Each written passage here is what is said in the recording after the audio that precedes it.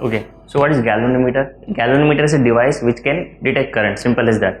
It is also called as MCG many times.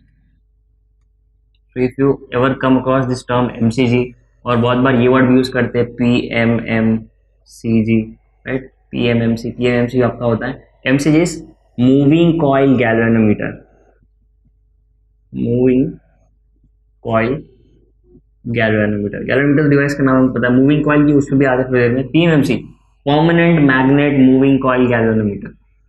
Okay, अब ये क्यों इसको ऐसे रिप्रेजेंट करते हो भी देखेंगे, बट पहले हम बेसिक देखते हैं कि गैल्वेनोमीटर काम कैसे करता है। हमको पता है गैल्वेनोमीटर काम क्या करेगा कि वो करंट को रीड करेगा, करंट को रीड करेगा और हमको करंट को डिटेक्ट करके देगा। ऐसे एक आपका स्केल होगा, ऐसे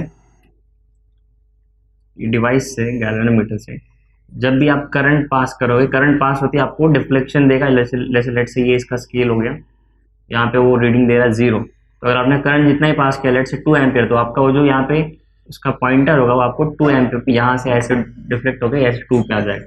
बड़ा होगा तो आगे चल जाएगा उसके अकॉर्डिंगली, ठीक है। सो हमको इनडायरेक्टली करंट रीड करके देगा, नॉर्मल कोई डिवाइस करके देता है ऐसा। अब इसके पीछे का वर्किंग कैसा है, मतलब ये प्रोसेस क्या एग्जैक्टली कैसे डिटेक्ट करता है, ये पॉइंटर कैसे मूव करता है करंट पास होने के बाद, तो वो देखना है हमको। और वो देखने के पहले हमको इसका बेसिक्स देखना पड़ेगा जो हमने ऑलरेडी 11th में पढ़ा हुआ है। इफ यू गाइस रिमेंबर, हमने देखा था कि कॉइल कैसे हम रोटेट कर सकते हैं। एक सिंगल कॉइल लिया था हमने ऐसा, देखो डायग्राम हमने 11th में देखा हुआ है, और इस कॉइल को हमने रखा था मैग्नेटिक फील्ड के अंदर,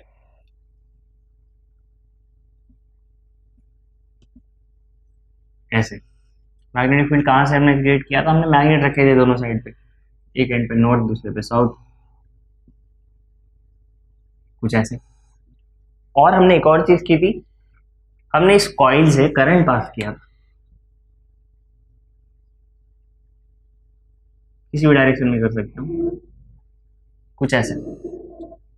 और इस कॉइल को पिवट किया गया था, यानी कि ये इस एक्सिस पर ये फिक्स था,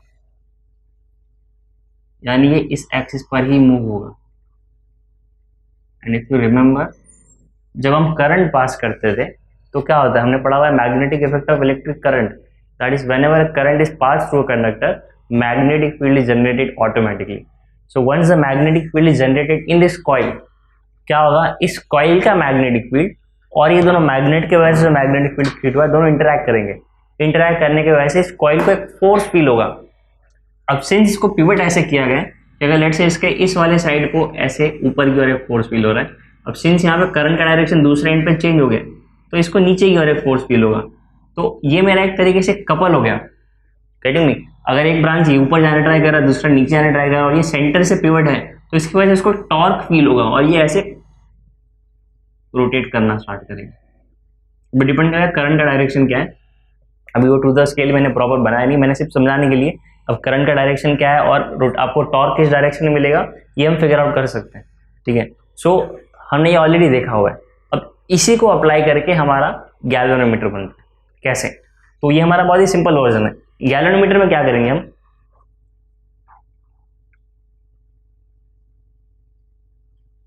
एक मेटल कोर लेंगे, इसको साइड से भी देखते हैं ऊपर से भी देखते हैं। लेट से एक मेटल का हमने कोर लिया, ये सिलेंडर हो सकता है मेटल का, ठीक है। इसको हमने क्या किया, इसको हमने कॉइल से वाउंड किया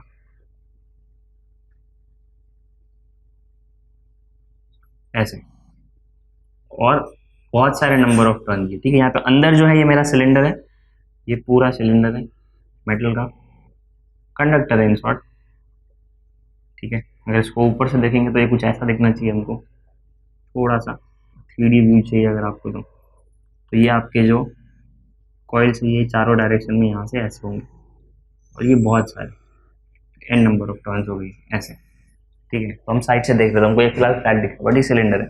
साइड से देखे तो साइड से देखे तो आपको कॉइल यहाँ से ऐसे जाते हुए दिखेगी, दोनों साइड से। 3D करना है तो इसको भी थोड़ा ऐसे 3D दे सकते, समथिंग लाइक दिस। कॉइल यहाँ से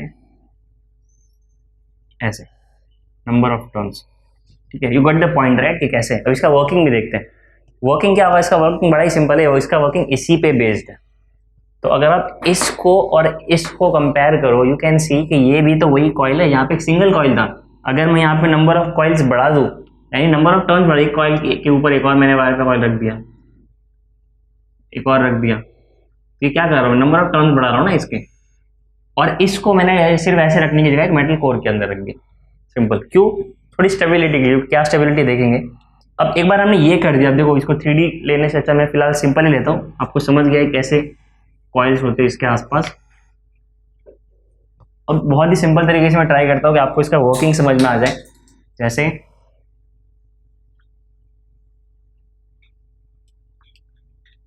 ये मेरे कॉइल्स है यहाँ पे, ठीक है, कलर इन्वर्स कर दिया मैंने। अब इसके आसपास भी मैग्नेट्स रहेंगे, जैसे यहाँ पे कौन सी भी वाला पार्ट देख रहे हैं, ये वाला पार्ट इधर ऊपर या नीचे वाला पार्ट कोई भी एक, ठीक है। इस केस में अगर एक नॉर्थ है तो ऑब्वियसली दूसरा साउथ होगा, और इसके वजह से एक मैग्नेटिक फील्ड रन करेगा यहाँ पे। लेट्स से इस केस में मैग्नेटिक फील्ड ब्लू से रिप्रेजेंट करता हूँ, एकदम लाइट। अब ये मैग्नेटिक फील्ड ऐसा रहेगा, ठीक है। अब इससे क्या होगा, देखो जब भी इसके थ्रू करंट पास होगा पीछे से या कहीं से भी, तो क्या होगा, ये डिफ्लेक्ट होगा। बट डिफ्लेक्ट होने की वजह से क्या होगा, ये ऐसे डिफ्लेक्ट होगा, तो एक पॉइंट पे आके इसका टॉर्क जीरो हो सकता है।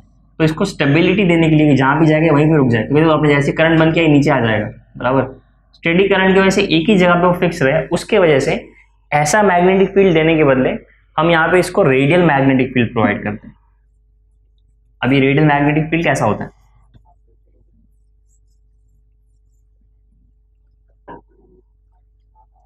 तो ये रेडियल मैग्नेटिक फील्ड कुछ ऐसा दिखेगा आपको। रेडियल मैग्नेटिक प्रोवाइड करने के लिए हमको क्या करना पड़ेगा, जो हमारे मैग्नेट्स हैं उसको हम कुछ ऐसे कट करेंगे,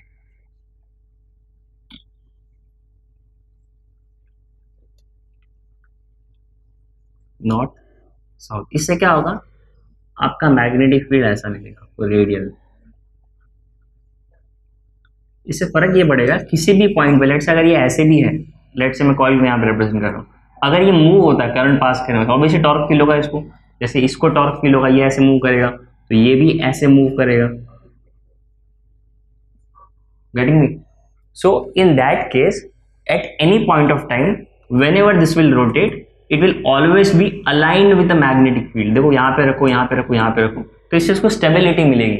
rather than वो ऐसे कंटिन्यूसली ऐसे करते रहे, वो एक ही जगह पे जहाँ पे करंट पास आएगा वहाँ पे सिंपली रुक जाएगा वो, ठीक है। क्योंकि नॉर्मल टॉर्क से क्या हुआ, देखो अगर हम यहाँ पे टॉर्क जीरो है, हमने जो पढ़ा हुआ था इस केस में टॉर्क जीरो, तो अगर आपने थोड़ा भी इसको करंट पास किया मैग्नेटिक फील्ड से, पूरा टॉर्क वैसे से घूम जाएगा दूसरी तरफ, अगर आपको याद रहेगा तो। फिर हम क्या करते थे, करंट का डायरेक्शन चेंज करते थे, उसको वापस दूसरी तरफ घुमाते थे, और ये कंटिन्यूसली ऐसे घूमते रहता था, राइट। यहाँ पे एसी करंट होता था, करंट फ्लक्चुएट करते थे हम, ऑल्टरनेट करंट यूज करते थे। इससे कंटिन्यूसली एक बार ऐसे घूम गया, फिर दूसरी बार ऐसे घूमेगा। इस केस में ऐसा नहीं चाहिए ना, एक थोड़ा सा मूव हुआ और इसी तरह ऐसा लगेगा। उनको स्टेबल रखना है कि जहाँ पे भी रहेगा। अब ये जो हमको आपको प्रोसेस दिख रहा है कि जो उसको टॉर्क फील हो रहा है, अगर मैं इस सेटअप के साथ समहाउ एक पॉइंटर कनेक्ट कर दूँ, इसका काम सिर्फ क्या है, सिर्फ पॉइंट करना। बहुत सिंपल तरीके से बता रहा हूँ मैं आपको कि जब भी ये रोटेट होगा, जब भी आपने करंट पास किया तो क्या होगा, ये रोटेट होगा, साथ में पॉइंटर भी तो रोटेट होगा ना। तो वो रिस्पेक्टिव जगह पे आपका पॉइंटर पॉइंट करेगा, और जहाँ पे पॉइंट करेगा उतना आपका करंट है। जब तक करंट पास हो रहा हो यहाँ पे पॉइंट करता रहेगा, यहाँ पे ऐसे मूव होकर आपका ये इस पॉइंट पे आ गया रहेगा, लेट से ऐसे। जैसे करंट बंद करेगा वापस अपने इनिशियल पोजीशन पे आ गया। अब अगर आपको ये डाउट रहेगा वो इनिशियल पोजीशन पे कैसे आता है, तो उसको इनिशियल देखो, क्योंकि एक बार टॉर्क लग गया था वो यहाँ पर, अभी आपने करंट ही बंद कर दिया, तो फिर उसको तो मैग्नेटिक फील्ड से कोई लेना देना नहीं ना, वो हमेशा यहीं पे रहेगा, इसी पोजीशन पे। यानी कि लेट से पॉइंटर यहाँ पे था, आपने करंट पास किया, यहाँ पे आ गया, करंट की वजह से आपने करंट बंद कर दिया, करंट बंद कर दिया, मैग्नेटिक फील्ड ही चला गया, तो अभी इसके खुद के मैग्नेटिक फील्ड और इसके मैग्नेटिक फील्ड की इंटरेक्शन की वजह से मूव हो रहा था, मैग्नेटिक फील्ड ही चला गया, तो उसको फर्क नहीं पड़ता, जहाँ पे था वहीं का वहीं पे रहेगा। पर हमको क्या चाहिए, जैसे ही करंट बंद है वापस जीरो पे आ जाए, तो उसको वापस अब जीरो पे लाने के लिए हम क्या करेंगे, इसके नीचे एंड पे हम इसको एक स्प्रिंग से कनेक्ट करते हैं। वैसे नॉर्मली लिप स्प्रिंग होता है, बहुत ही छोटा स्प्रिंग, मैं दिखा नहीं पाऊंगा, मैं यहाँ पे ऊपर ऐसा स्प्रिंग होता है। क्योंकि जैसे ही अब देखो इस पॉइंट से देख रहे हो तुम, ये ऐसे मूव कर रहा है, ठीक है। इस केस में ये ऐसे मूव करेगा because this will B its axis, right. ये हम साइड से देख रहे हैं, ये हम टॉप से देख रहे हैं, सो इस केस में ये ऐसे मूव करेगा। इस केस में ऐसे मूव करने पे क्या नीचे एक स्प्रिंग लगा होगा और स्प्रिंग इसे अटैच रहेगा। जैसे ही ये मूव होगा तो ये स्प्रिंग क्या करेगा, स्प्रिंग को रेजिस्ट करेगा क्योंकि स्प्रिंग को ट्विस्ट कर रहा है, स्प्रिंग को एक टॉर्शन फील हो रहा है, राइट। तो जब तक करंट पास है तब तक टॉर्क की वजह से ये घूम तो जाएगा, बट जैसे ही करंट बंद हो गया इसके रेजिस्टिव फोर्स के वजह से वापस घूम के अपने इनिशियल पोजीशन पे आ जाएगा। सो स्प्रिंग यहाँ पे काम कर रहा है उसको वापस अपने ओरिजिनल पोजीशन पे लाने का, उसको रिस्टोर करने का। तो यहाँ पे दो टॉर्क काम कर रहे हैं, एक डिफ्लेक्टिंग टॉर्क और दूसरा है हमारा restoring torque. So this is how galvanometer work. चलिए तो हम एक और एक सिंपल डायग्राम देखते हैं सही सब कंसिडर करके कि नॉर्मली आपका गैल्वेनोमीटर कैसे दिखता है। So internally galvanometer will look something like this. अगर हम बाहर से देखें तो वो हमको सिंपल सा ऐसा डब्बा दिखता है, समथिंग लाइक दिस। और भी फॉर्म है वैसे गैल्वेनोमीटर के, the one which we are seeing are इस प्योर टाइप और एक सस्पेंडेड टाइप भी होता है, सिंपल ऐसा थोड़ा छोटा बना दिया मैंने। और ये आपका जो रहेगा ये आपका रीडिंग विंडो रहेगा, यहाँ पे आपको डिफ्लेक्शन देखने मिलेंगे ऐसा, जो भी इसका रीडिंग रहेगा स्केल, समथिंग लाइक दिस। और हमने अभी जो थोड़ी देर पहले डायग्राम देखा था वो यही था, हमने सिर्फ उसको साइड टॉप से देखा था, यानी हमने उसको इस व्यू से देखा था ऊपर से। सो इस केस में इसका एक्सिस जो था वो यहाँ से ऐसे बाहर आ रहा था, इस केस में इसका एक्सिस यहाँ से ऐसे बाहर आ रहा था, कुछ ऐसा।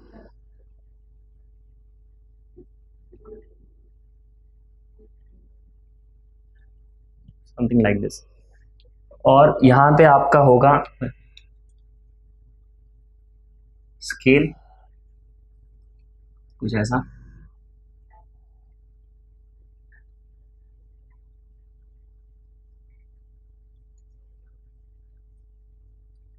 और इस हमारे गैल्वेनोमीटर में ये जो कॉइल है, ये जो कोर है आयन का, जिसके ऊपर कॉइल्स लगे ऐसे,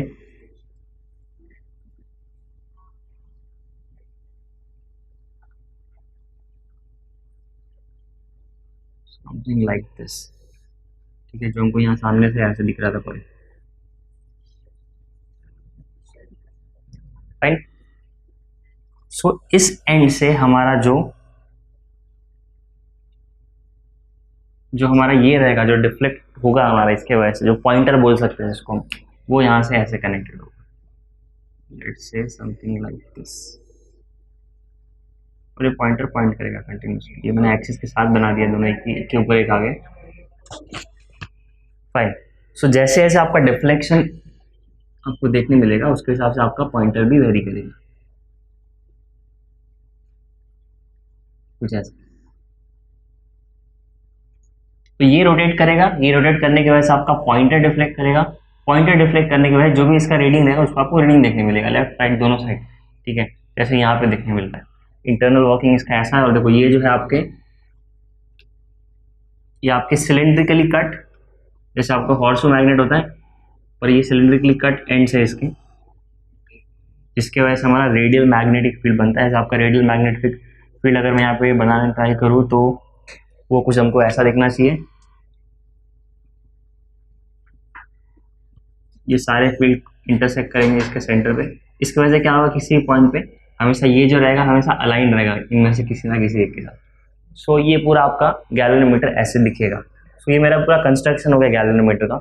ये जो मैग्नेट होता है ये होते हैं परमानेंट मैग्नेट, सो इसलिए इसको हम कहते हैं परमानेंट मैग्नेट। ये कॉइल हमारा मूव करेगा, इसलिए इसको कहते हैं मूविंग कॉइल गैल्वेनोमीटर।